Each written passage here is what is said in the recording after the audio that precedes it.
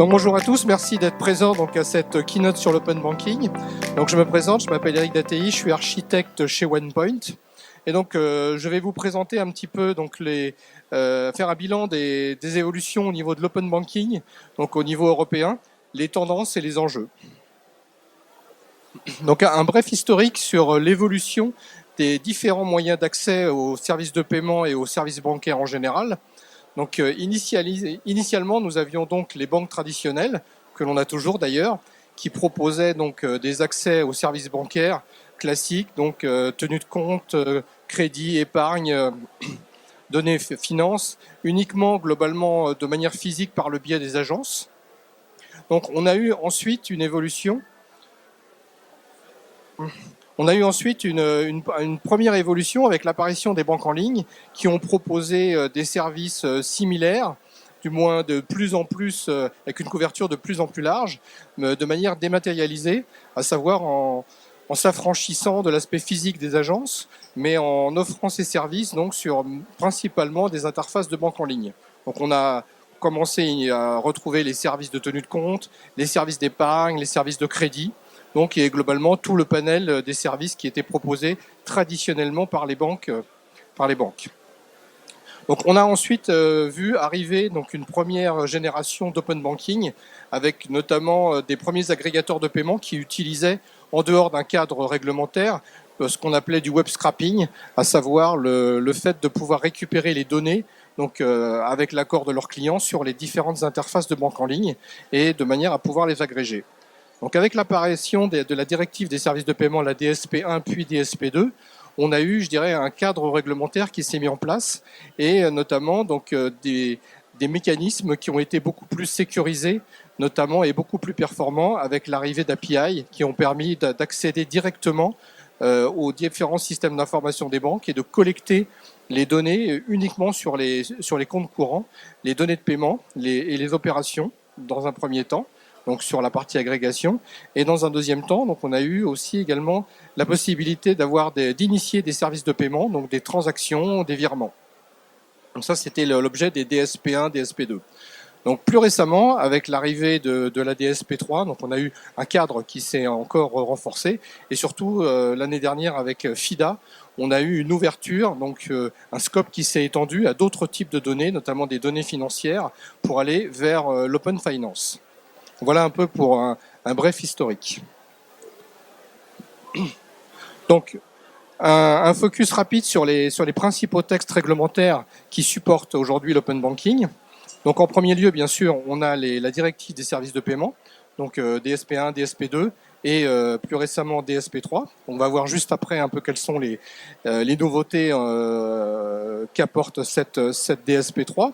Donc, un texte important qui est donc la PSR, qui est donc le règlement des services de paiement, qui contrairement à la DSP, qui est une directive, la PSR est un règlement, c'est-à-dire qu'il est applicable en droit européen. Donc la PSR est directement promulguée au niveau européen et applicable par tous les pays européens à l'heure actuelle, alors que la directive de services de paiement, la DSP3, reste une directive qui devra être transposée en droit national. C'est-à-dire que pour le moment, ça a été simplement promulgué à titre de directive, mais ce n'est pas encore applicable parce que ce n'est pas transposé en droit national pour le moment. Donc ça prendra encore un certain temps. Donc en complément, donc on a eu l'année dernière également FIDA, qui plus ouvre qui étend l'open banking à d'autres services, mais également ouvre sur l'open finance, notamment sur les données financières, et complété par le Scheme SPA. Donc le SEPA Payment Account Access qui réglemente et qui normalise en tout cas, qui normalise tout ce qui est interaction entre les détenteurs de données et puis les agrégateurs. Donc en tâche de fond, bien sûr, en support de tout ça, on a bien sûr SEPA avec l'arrivée du nouveau rulebook SEPA qui étend également le cadre de SEPA et une généralisation de l'instant de paiement, notamment avec la PSR qui réglemente et qui notamment rend la mise en œuvre de l'instant de paiement obligatoire. Donc, différence entre DSP3 et DSP2. Donc, DSP3 complète DSP2 sur essentiellement 4 points. Donc, premier point, l'amélioration de la performance, notamment sur l'aspect sécurité. Donc la DSP3 pose par principe l'authentification forte du client, donc le SCA, le Strong Customer Authentication, avec comme obligation d'avoir une réauthentification forte du client tous les 180 jours, ce qui d'une part normalise et assouplit un peu donc la précédente directive. Le renforcement des moyens, notamment avec la vérification de l'IBAN par rapport au nom du bénéficiaire. Donc on en parlait tout à l'heure dans la conférence. Donc c'était l'IBAN Name Check, donc qui également est imposé par la PSR et qui pose un certain nombre de problèmes dans la mesure où on n'a pas aujourd'hui d'agrégateur qui permet de vérifier donc l'IBAN par rapport au nom. Ça veut dire que globalement, un établissement va devoir se connecter ou de moins obtenir l'info sur les différentes banques au niveau européen, ce qui n'est pas du tout sans poser de problème. Le renforcement des droits, notamment avec des conditions de remboursement et de blocage de fonds en cas de litige. Et enfin, l'harmonisation des règles au niveau européen, notamment avec donc cette fameuse PSR, donc le règlement des services de paiement, qui finalement normalise l'instant de paiement, rend l'instant de paiement obligatoire et qui normalise un certain nombre de mécanismes.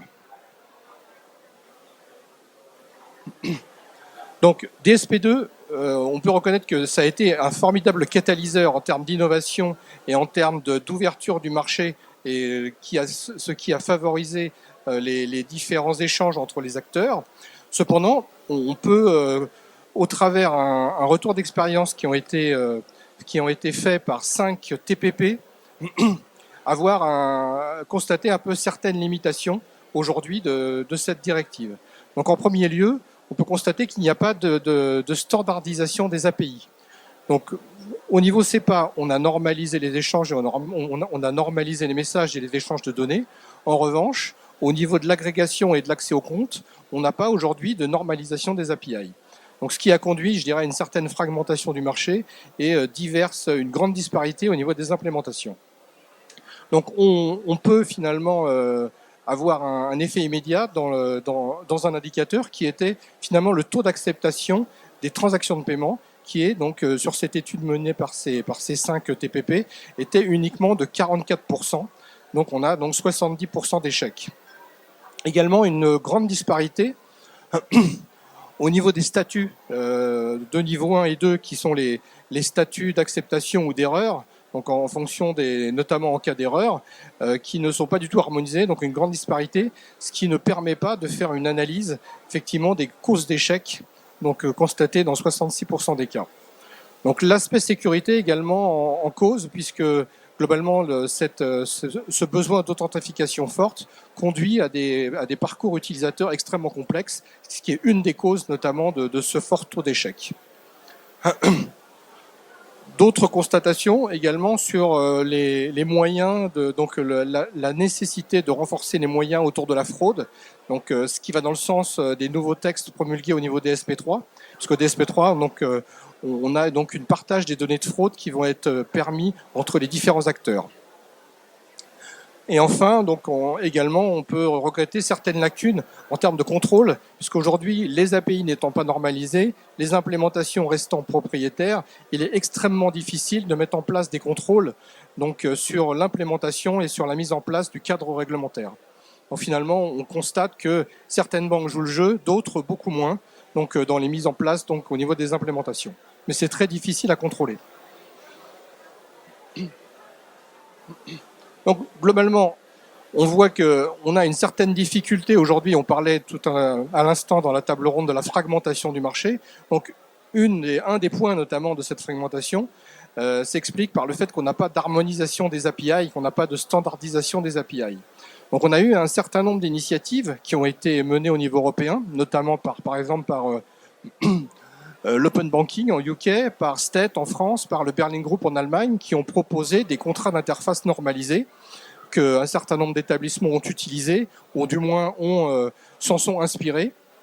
Mais on a eu également énormément d'implémentations qui sont restées propriétaires et qui ont été faites pour des établissements financiers spécifiques ou pour des communautés, comme par exemple le Luxembourg, comme la République tchèque, la Slovaquie. Donc aujourd'hui, certains considèrent quasiment qu'on a une banque, une API. Donc, sachant qu'on a plus de 400 établissements financiers en France et plusieurs milliers en Europe, on voit la difficulté finalement de pouvoir agréger ces informations, sachant que si on doit finalement agréger les informations d'un client, on peut potentiellement avoir à intégrer plusieurs milliers d'API propriétaires. D'où cette difficulté. Donc globalement, si on veut aller dans le sens de la défragmentation, on va devoir avoir une standardisation des API de manière à pouvoir favoriser l'interopérabilité. Donc un mot sur le nouveau scheme SPA, donc le SEPA Payment Account Access. Donc globalement, le SEPA Payment Account Access normalise et va dans le sens un petit peu plus de poser un cadre plus réglementaire et plus normalisé des échanges entre les détenteurs de données et puis les agrégateurs. Ce qu'on appelle au niveau du SPA les asset brokers et les asset holders. Asset holders, donc les détenteurs de données, qui sont les banques et établissements financiers, et les asset brokers, qui sont les agrégateurs. Donc on peut malgré tout regretter que le SPA s'est engagé uniquement à fournir un rulebook, à savoir des règles et des préconisations d'implémentation, et n'est pas allé jusqu'à la standardisation des API. Donc, le SPA fournit également un certain nombre d'informations sur les exigences opérationnelles et sur les modalités de gouvernance. Donc, globalement, on voit que le SPA continue un peu dans la mouvance qui ont été initiés au niveau des DSP. Donc, pour poser un cadre réglementaire toujours plus précis, pour définir plus précisément les interactions entre les asset holders et les asset brokers. Donc, cependant, le SPA reste facultatif, c'est-à-dire que globalement, c'est un contrat auquel devront souscrire les différents établissements qui n'est pas obligatoire, ce qui va certainement nuire à son adoption. Donc, encore une fois, si on veut aller vers une défragmentation, il faudra certainement en passer par une réglementation plus que par des directives ou par des schemes. Quelques mots sur FIDA. Donc FIDA, finalement, ouvre le spectre et étend le champ d'application un petit peu sur d'autres services bancaires, comme par exemple les produits d'épargne, les crédits, mais également sur les données financières, donc également à l'assurance vie, etc., tout ce qui est finance. Donc on a une extension des données partagées.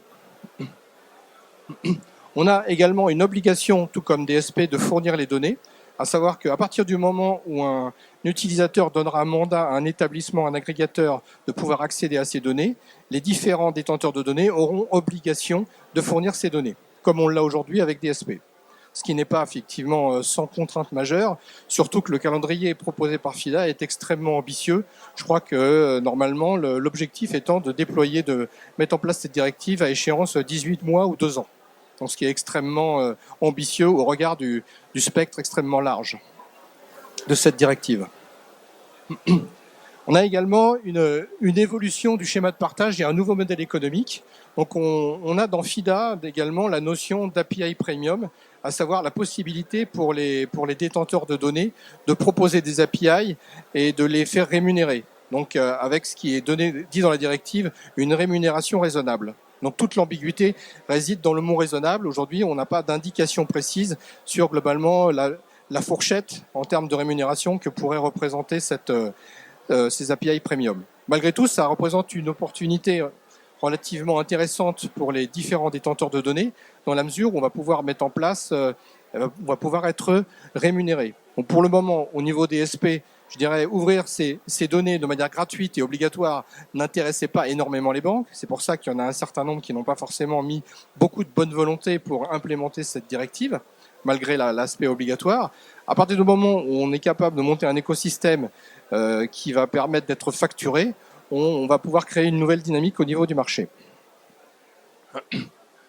Au niveau de l'autorisation des tiers, donc la FIDA impose aux différents détenteurs de données de fournir des tableaux de bord synthétisant l'ensemble des autorisations et des mandats qui ont été donnés par les utilisateurs.